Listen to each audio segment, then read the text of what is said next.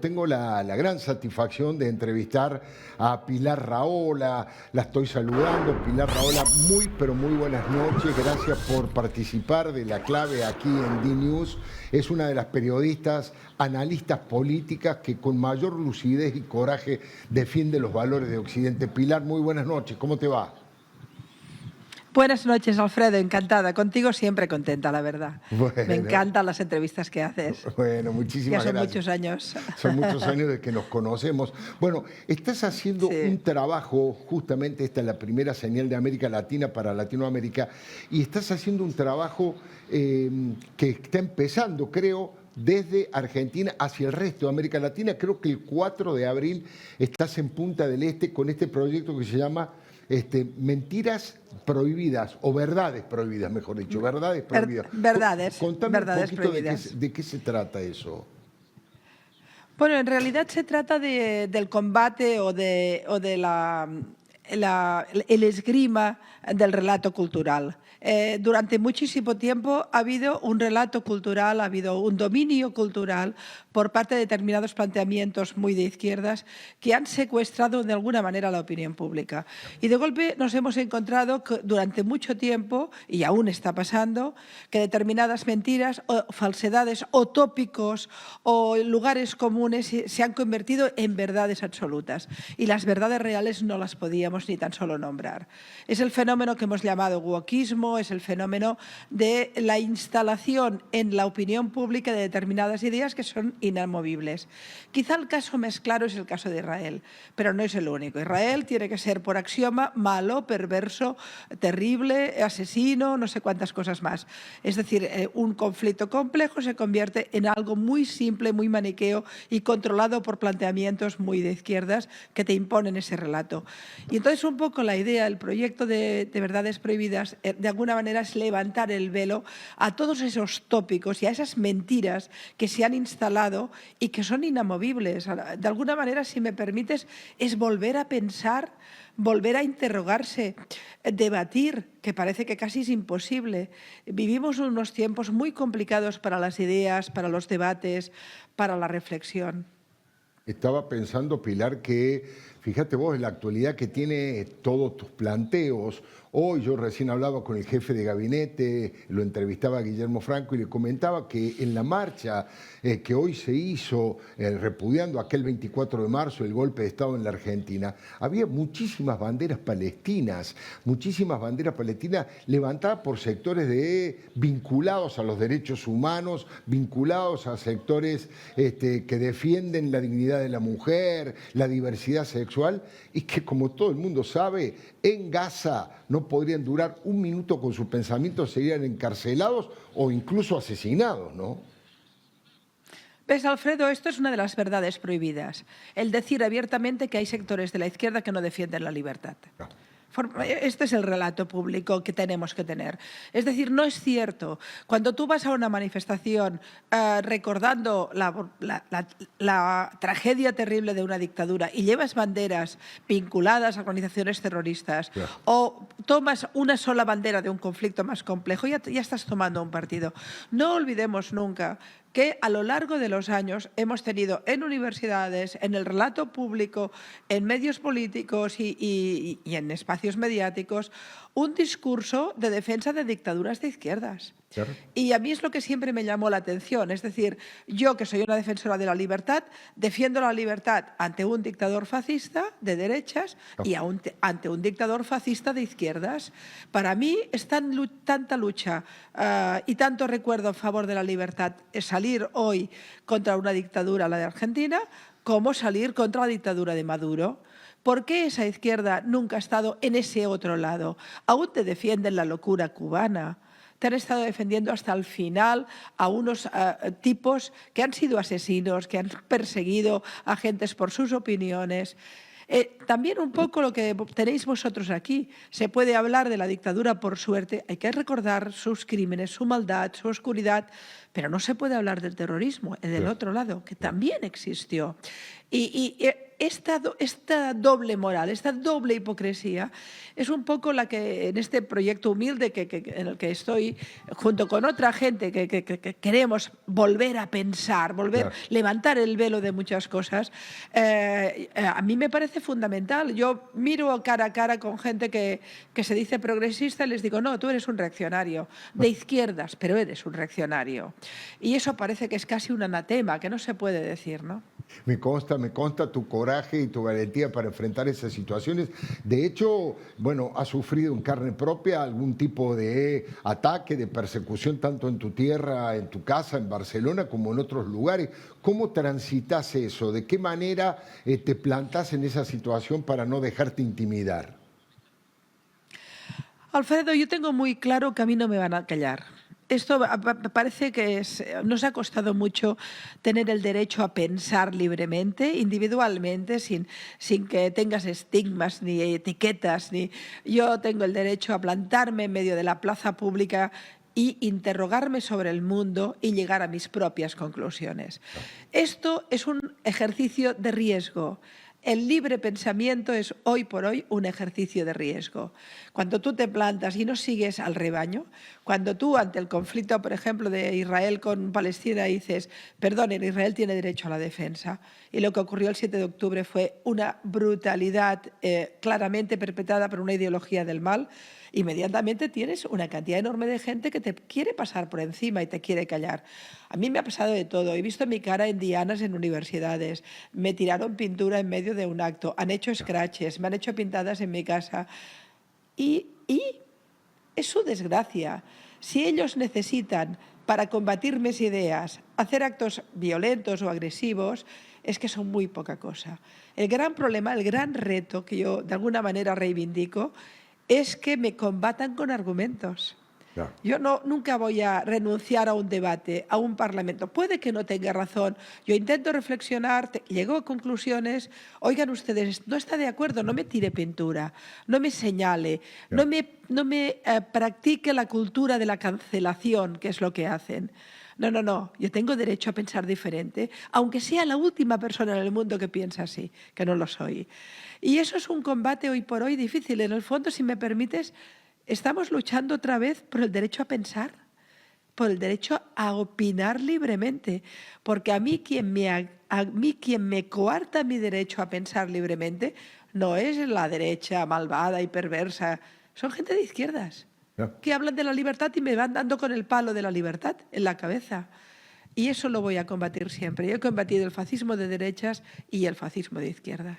Es interesante lo que plantea y te he escuchado en varias oportunidades un concepto que me parece central de toda tu lucha y de todo tu discurso, que es todo lo que está pasando con el tsunami de antisemitismo en el mundo no es contra los judíos, no es contra Israel, sino que es contra Occidente, es contra los valores de la democracia, de la libertad, de la república y de los derechos humanos que se han instalado en Occidente. Esa es la lucha. No tengas ninguna duda que todos estos sectores que odian tanto a Israel, odian tanto a Estados Unidos, fíjate que odian a las dos democracias más sólidas del planeta. Ya quisiera yo en mi país tener un sistema democrático como el que tienen las instituciones americanas o las israelíes, que son democracias muy sólidas y complejas. Y estos tipos no odian Irán. No odian el Yemen. Bueno, cuando hablo de odio me refiero a los regímenes, por supuesto, a los gobiernos. Claro. No odian las teocracias, no odian Corea del Norte. Tú no ves manifestaciones contra el loco de Corea del Norte. No. Odian a las democracias. Es decir, lo primero que hay que decir es que el odio es hacia los valores occidentales. En el fondo, todas las dictaduras de izquierda siempre odiaron la libertad de expresión, la libertad de comercio, la libertad de pensamiento. ¿De qué hablamos? Hablamos de esto. ¿Qué es sino Venezuela? ¿Qué es sino Cuba? No. ¿Qué ha sido sino el kirchnerismo en muchos aspectos? Un desprecio profundo en nombre del pueblo Claro. y en nombre de la Carta de Derechos Humanos, un desprecio profundo a la libertad. Por tanto, sí, tienes toda la razón. Lo que tenemos aquí es un combate por los valores occidentales, que para mí representan la Carta de Derechos Humanos, representan el catecismo, los 10 mandamientos, Claro. que de alguna forma nos construye la civilización moderna, y los códigos penales y civiles de las democracias liberales. Tenemos eso, no tenemos mucho más. Y estos tipos, esos campus universitarios, estas marchas con banderitas palestinas, en el fondo lo que nos están diciendo es que desprecian profundamente la democracia liberal. Y eso es lo que hay que combatir. Y el antisemitismo es el síntoma. Claro que el antisemitismo nunca fue un tema judío. Los judíos son víctimas, pero cuando una sociedad empieza a odiar a los judíos, lo que hay que tener claro es que lo que hace es empezar a odiar. Aprende a odiar a través, en este caso, del chivo expiatorio son los judíos. El antisemitismo es una escuela de odio y es una escuela de destrucción de valores occidentales. Tengo un amigo, un intelectual realmente de valor, que él dice que también hay que tener en cuenta en el análisis toda la guerra religiosa. De hecho, estos grupos fundamentalistas del terrorismo de Hamás, de Hezbollah, de ISIS, van contra los que tienen el sábado como sagrado, los judíos, y también van contra los cristianos que tienen como sagrado la misa del domingo. Es decir, que quieren combatir a esos sectores y bueno, la historia está demostrando que si no los enfrentás, si no le pones algún tipo de freno, siguen avanzando, ¿no? Yo escribí hace muchos años la frase esta, ¿no? Primero el sábado y después el domingo. Y después escribí un libro titulado SOS Cristianos, donde intentaba explicar con muchos datos, estuve más de 2 años investigando el tema, la desaparición de comunidades cristianas en todo Oriente Medio, fruto de la persecución islámica. Pero a unos niveles que no puedes imaginarte. Yo me atrevo a decir con rotundidad y con datos en la mano que hay más mártires cristianos, hablo de mártires cristianos, claro, en el siglo mártires, o sea, que mueren por su fe, en el siglo XXI que en los siglos I, II, III, en el inicio del cristianismo. Es decir, sin ninguna duda, el fenómeno islamista radical, esta ideología, que es una ideología claramente del mal, desprecia profundamente todo lo que representan los valores de la libertad. Pero además, no lo olvides, es una ideología de conquista. Es decir, se basa en el concepto de la conquista. Tú comentabas que son ideologías de religión. No, yo no estaría de acuerdo con tu amigo, con matices. Fíjense que el comunismo fue una ideología del mal, destruyó a millones de personas, pero en cambio utilizaba perversamente el concepto de justicia. El nazismo fue una ideología del mal que utilizó el concepto de patria. Y el islamismo radical, el yihadismo, utiliza el concepto de la religión, pero también es una ideología del mal. En el fondo, cualquier yihadista se parece mucho a Hitler o a Stalin. Claro. Se parecen porque aman la muerte, desprecian las libertades, destruyen masivamente, instalan el terror. Y el terror, el nazismo y el stalinismo del siglo XXI es el islamismo radical, que nos ha declarado la guerra y que además nos ha declarado porque quiere conquistarnos. No estamos hablando de una ideología que comparta valores, estamos hablando de una ideología que quiere sustituir nuestros valores por los suyos. Tengo que decirte algo que me parece importante. En ese combate contra el fenómeno radical hay muchos musulmanes. Es decir, yo nunca he considerado que la confrontación entre civilización y barbarie no es entre el Islam y Occidente. No. Las mujeres iraníes son civilización, esas que luchan por sacarse el velo. Las mujeres palestinas absolutamente esclavizadas por los Hamás y los yihad, que los obligan incluso a amar la muerte de sus propios hijos, esa gente tiene derecho a un futuro mejor. Es decir, el problema no es una tradición, una religión, el problema es cómo se utilizan esos valores y esas tradiciones para destruir las libertades. Si me permites decir una frase un poco rotunda, la islamofobia existe. La perpetran aquellos que secuestran, esclavizan y destruyen los derechos de los musulmanes. Es decir, las teocracias, los yihadistas, las organizaciones perversas, los Hamás. Hamás odia a los palestinos. Los ha utilizado como carne de cañón. Sin duda. Los odia y además los condena a un ciclo de violencia permanente. Todo esto, Alfredo, son verdades prohibidas. Dices esto y te cae la marabunta en las redes. Bueno, nos van a decir de todo. Yo no tengo problemas en eso. Yo ya decidí hace mucho tiempo, me lo preguntabas antes, que cuando me contestan con argumentos me pongo a defender mis ideas. Claro.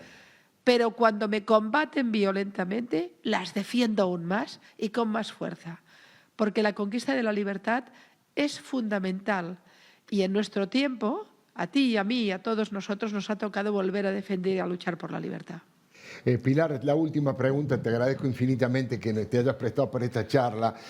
Hoy el gobierno anunció que va a desclasificar toda la documentación que tiene que ver desde el 76 al 83 con la dictadura militar, y también el jefe de gabinete contó aquí que todo lo que tiene que ver con el desembarco de los nazis en la Argentina en su momento, con Erich Priebke, con Adolf Eichmann, también va a ser desclasificado para que todo el mundo acceda a esos dos ejemplos del mal absoluto, como solés decir. ¿Te parece que es un avance esto de que la gente empiece a conocer estas situaciones? Bueno, estoy sentada, pero me pondría de pie a aplaudir. Por supuesto que es bueno. Algo que creo que ha entendido perfectamente este gobierno es que la verdad también es un bien público. ¿Por qué tenía que estar clasificado? ¿Por qué los argentinos no pueden saber quién defendió, quién ayudó, cómo llegaron los nazis a Argentina, cómo se instalaron? ¿Por qué no? ¿Por qué hay que esconder eso? ¿Por qué hay que esconder información sobre la época de la dictadura? Es decir, igual que con todo aquello que tiene que ver con el conocimiento de la propia historia y tiene que ver con las víctimas, evidentemente hay que sacarle los escudos y mostrarlo públicamente, y más Sin cuando duda. han pasado tantos años.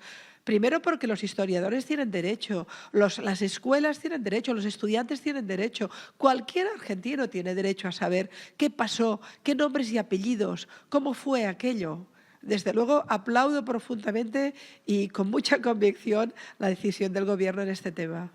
Pilar, como siempre, muy agradecido, tenés una capacidad de comunicación y una fortaleza en los conceptos que realmente produce alto impacto en toda la audiencia. Te mando un abrazo inmenso y te deseo muchísimo éxito en este proyecto que estás encarando para toda América Latina, y contá con nosotros para lo que sea necesario.